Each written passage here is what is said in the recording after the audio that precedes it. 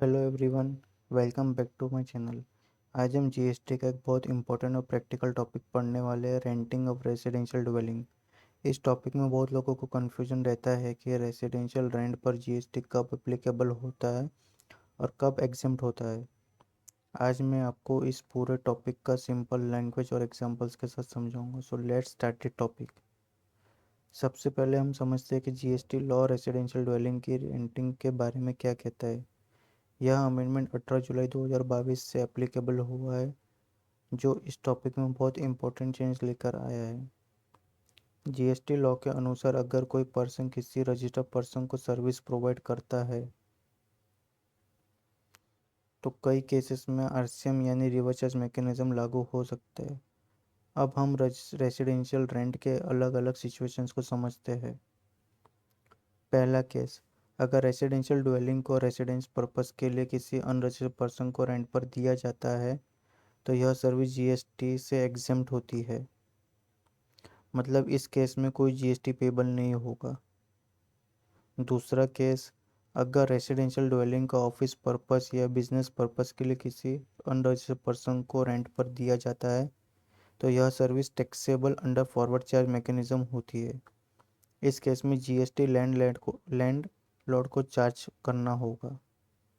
तीसरा और सबसे इम्पोर्टेंट केस, अगर रेसिडेंशियल ड्वेलिंग को रजिस्टर्ड पर्सन को रेसिडेंस पर्पस के लिए रेंट पर दिया जाता है तो यह सर्विस आरसीएम यानी रिवर्स चार्ज मैकेनिज्म के अंतर्गत टैक्सेबल होती है। इस केस में जीएसटी टेनेंट यानी रजिस्टर्ड पर्सन को पे करना होता है। सिंपल वर्ड्स में समझे तो अनरजिस्टर्ड पर्सन को रेसिडेंस के लिए रेंट जीएसटी एक्सेम्प्ट, अनरजिस्टर्ड पर्सन को बिजनेस पर्पस के लिए rent GST payable under forward charge mechanism, registered person को रेसिडेंस के लिए rent GST payable under RCM. यह अमेंडमेंट 18 जुलाई 2022 से लागू हुआ है, इसलिए प्रैक्टिकल जीएसटी कंप्लायंस में यह बहुत इम्पोर्टेंट है। जैसे कि 18 जुलाई 2022 के पहले यह सब एग्जम्प्ट कैटेगरी में जाता था, बट 18 जुलाई से ये कैटेगरी ऐसे डिवाइड हो गई है। तो प्लीज़ आप लोग इस चीज़ का बहुत ध्यान रखिएगा, क्योंकि पुराने ईयर्स में बहुत लोगों ने इसको देखा है नहीं नोटिफिकेशन को, और वो सब एग्जाम कैटेगरी में फाइल कर रहे हैं।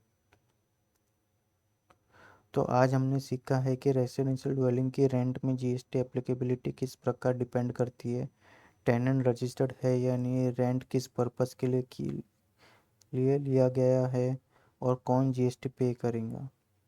आई होप आपको यह टॉपिक अच्छे से समझ आ गया होगा।